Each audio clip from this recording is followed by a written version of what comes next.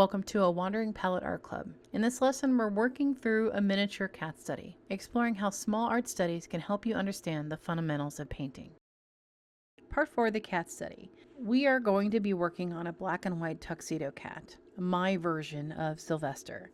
This one was definitely more challenging, especially when it came to the white fur. White really isn't white. It's made up of very light tones, sometimes blues, yellows, subtle greens, pinks, depending on how the light is hitting the subject. And it's the area I struggled with the most. The values weren't sitting quite right, and since watercolor doesn't give you much room to go backwards, I needed to adjust. To fix it, I used a thicker mix of white from my watercolor set, almost like an acrylic consistency, so I could paint back into those areas and soften what I had already done. Some people will tell you that white watercolor shouldn't be used that way, or that it's not true watercolor. But at the end of the day, it doesn't really matter. If it helps you solve a problem in your painting, it's a tool, and you're allowed to use it. That is a part of learning. That's the part of creating. With this piece, I focused on balancing the contrast between the dark areas of the fur and the softer, lighter tones, while still keeping the structure of the cat consistent with the earlier studies.